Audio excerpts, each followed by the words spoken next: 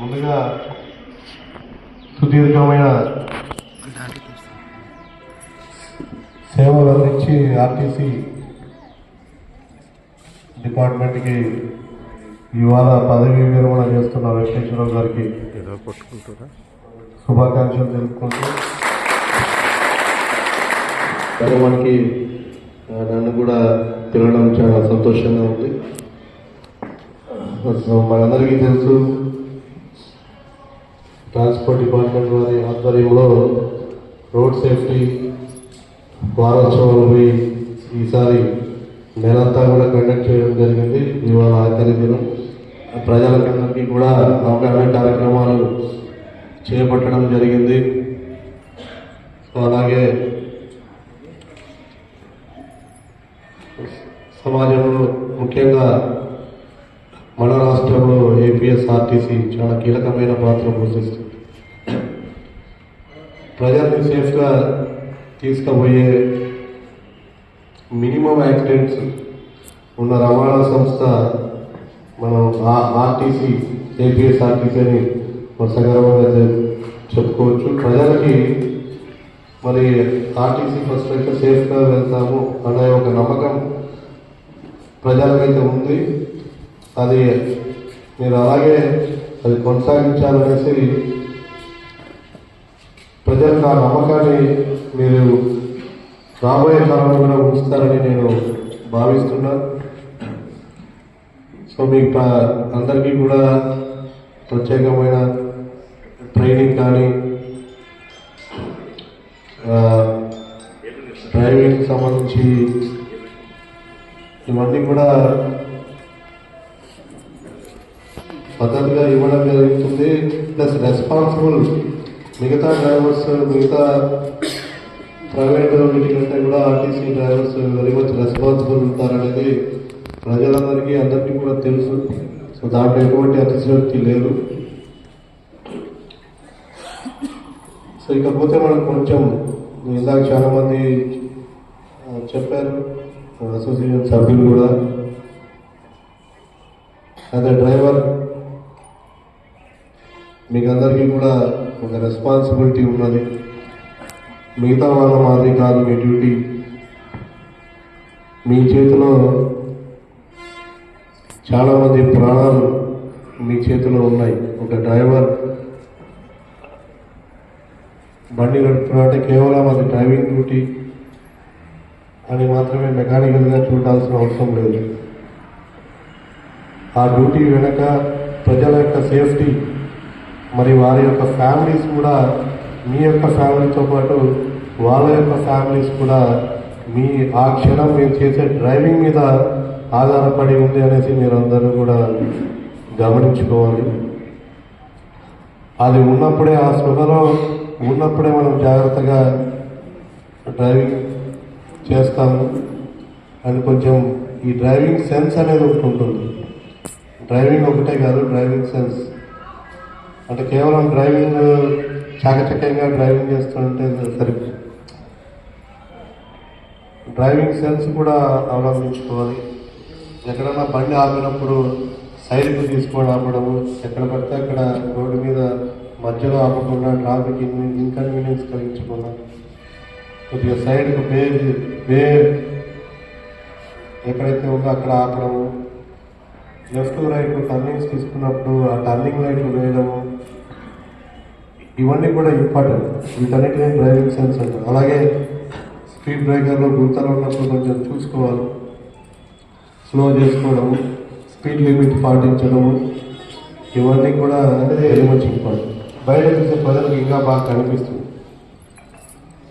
ఇవన్నీ పాటించడం ఉండదు. టర్నింగ్ లైట్ వేసుకొని వెళ్తుంటే మిగతా వాళ్ళకి అర్థమవుతుంది. రోడ్డు మీద పోయేవాళ్ళు చూడంత కరెక్ట్గా వేసుకుంటారు.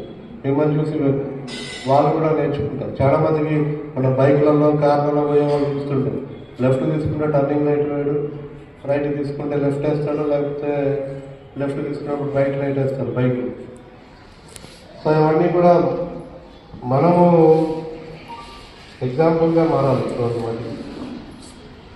తర్వాత ఈ మధ్యకాలంలో మీరు చూస్తుంటారు, చాలా లాస్ట్ ఇయర్ చాలా bus accidents, tragic tragic bus accident జరిగిన ఎంతోమంది ప్రాణాలు కోల్పోయారు.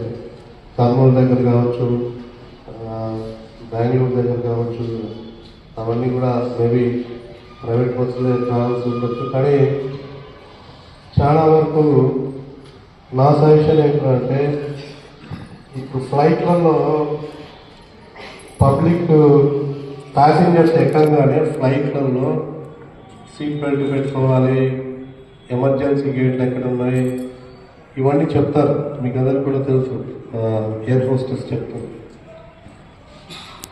అలాగే బస్సులో కూడా ఫర్ ఎగ్జాంపుల్ అది ఎమర్జెన్సీ డోరు,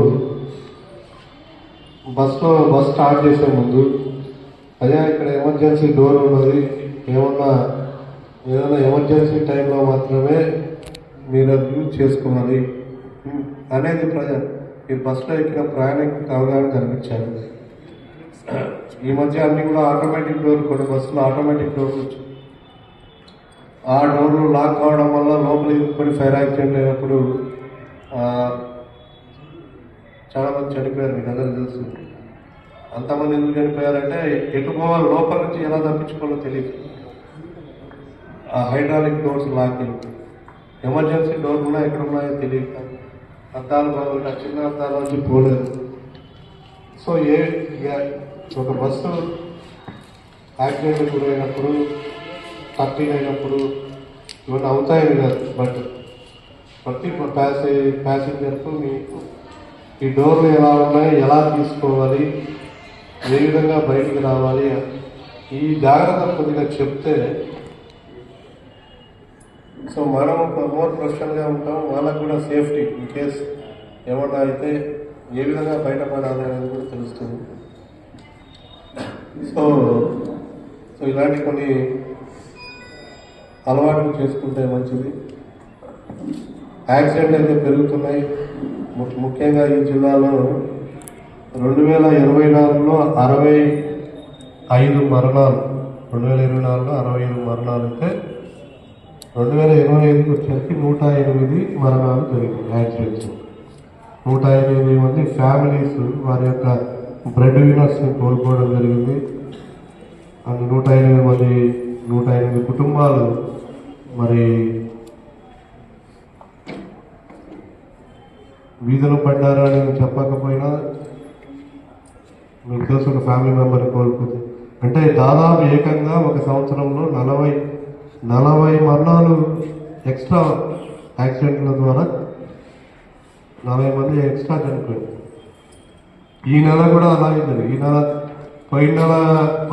పోయిన జనవరి, అంతకుముందు జనవరితో పోలిస్తే ఈ జనవరి 25 మరణాలు, ఆల్రెడీ 25 మెంబర్స్ చనిపోయారు.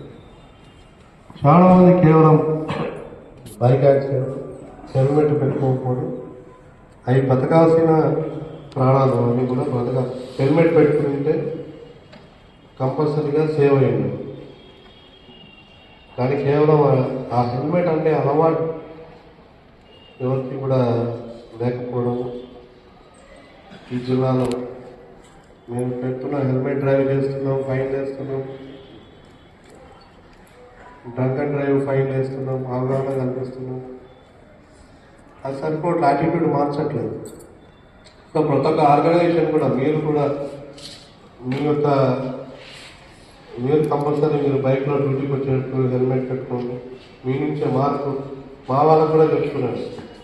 ఎవరైనా కనపడితే కూడా దయాదాక్షిణం లేకుండా ఫైన్ వేస్తాం, వెహికల్స్ గవర్నమెంట్ వెహికల్స్ నీకు లాగేసుకుంటామని చెప్తుంది.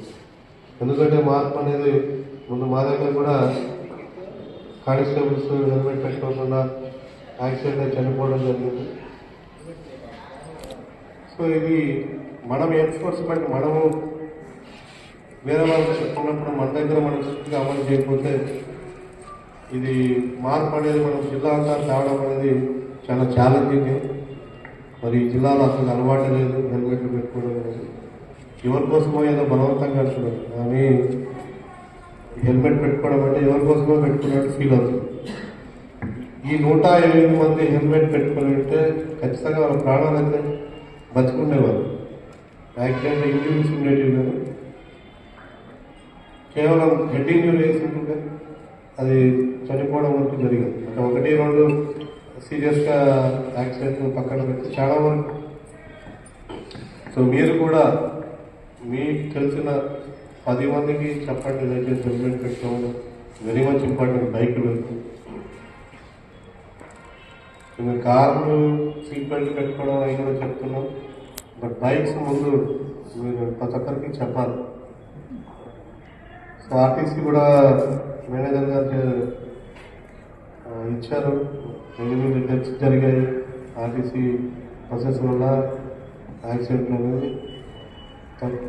అనేది పూర్తిగా నివారించకపోయినా మనం తగ్గించుకునే ప్రయత్నం చేద్దాం.